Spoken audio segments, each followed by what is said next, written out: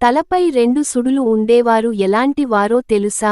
వారి గురించి శాస్త్రం ఏం చెబుతుందంటే, సాముద్రిక శాస్త్రం ప్రకారం తలపై సుడిగుండాలు ఉన్న వ్యక్తులు దయగలవారుగా, ప్రశాంతంగా ఉంటారు. అయితే రెండు సుడులు ఉంటే అలాంటి వారు మొండి స్వభావం కలిగి ఉంటారని, సంబంధాలు ఎక్కువ కాలం నిలవవని చెబుతారు. మనలో చాలా మంది తలలపై సుడిగుండాలు ఉంటాయి. ఇవి వ్యక్తి నుండి వ్యక్తికి భిన్నంగా ఉండవచ్చు. ఒకటి లేదా అంతకంటే ఎక్కువగా ఉండొచ్చు.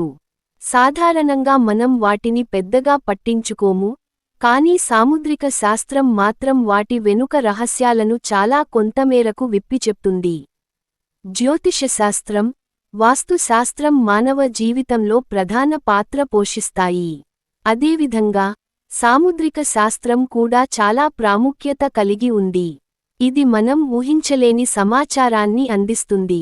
తలపై రెండు సుడులు ఉండడం ఒక విచిత్రమైన, ఆసక్తికరమైన శరీర లక్షణం.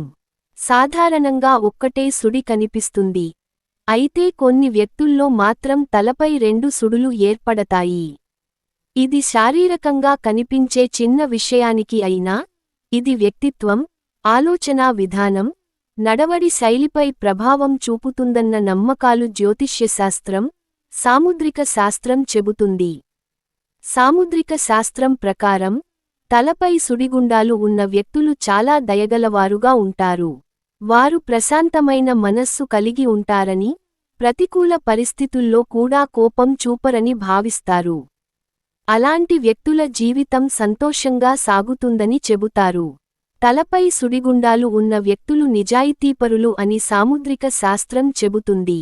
ఈ వ్యక్తులు సత్యాన్ని ఆధారంగా తీసుకుని, అరుదుగా అబద్ధం చెబుతారు.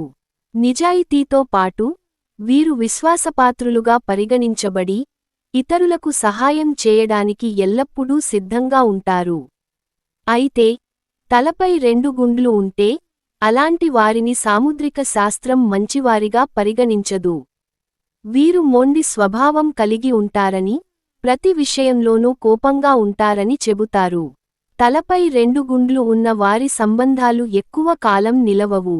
బాల్యంలో అల్లరి ఎక్కువగా చేస్తారట. కానీ వారికి మంచి అలవాట్లను నేర్పించవచ్చు.